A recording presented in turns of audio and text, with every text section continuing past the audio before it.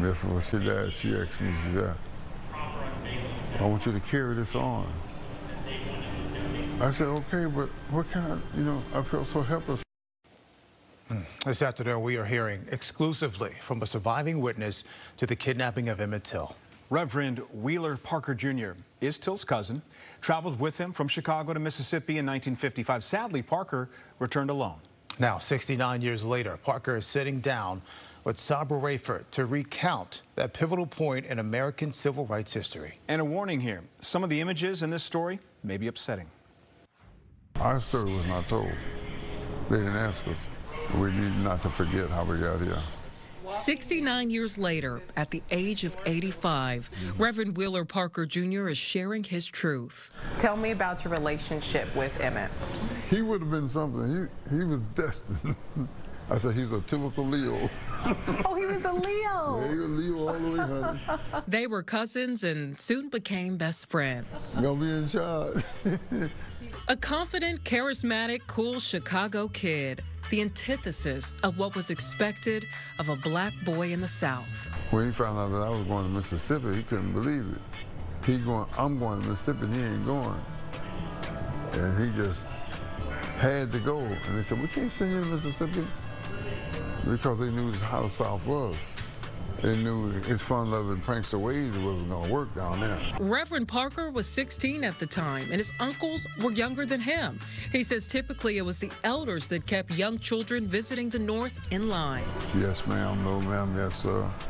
And you got to be very courteous. Otherwise, you're going to be in real trouble real quick. You went to the store. What happened that night? Miss Bryant did come out. She came out of the store. And when she came out, she was going to the left, to our right, to our left. And he whistled. He liked to make people laugh. And when he whistled, we just could have died. We made a beeline for the car. Now, Emmett is afraid now. He's scared because he see we are afraid. And there's a car behind us. And we said, man, they're after us. They're after us. My uncle sped up. We jumped out of the car, went to the cotton field. Car went right on by. So he begged us not to tell it. This is got this Sunday. This is Wednesday. So we didn't say anything. Thursday went by, Friday went by. Just forgot about it. Till Sunday morning. They were hunted like animals. And so these people finna kill us. I knew I had no protection. I couldn't call anybody, and they're outside. It is dark as 1,000 midnight. Down south, when the sun and moon didn't shine, you could not see your hand before your face. My grandfather didn't know what bedroom we was in.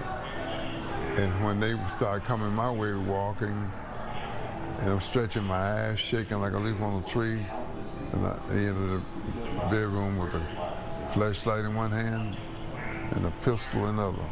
I closed my eyes to die. And I opened my eyes, they're passing by me, So they found him in the third bedroom, and they took him, and that's the last time we saw him alive. Parker says it was chaotic, his grandmother pleading for help. She ran next door, tried to get the white man to help, but he wouldn't help. And daylight came, seemed like daylight would never come. Oh my goodness. The next morning, Parker took the first train out of town. So when I got to Chicago, they took me straight to Emmett Till's mother's house. Of course, they had a vigil. Now it's Monday. I think it's Monday night, and still 2 days ago, they haven't found him yet, so. Why do you think she never asked you what happened? I don't know, but I always felt, I guess, the survivor's guilt, they call it, to be there and to be around her. I'm alive and her son is not. Emmett's corpse was found days later in the Tallahatchie River. His mother held an open casket viewing for 5 days, changing the path of the civil rights movement.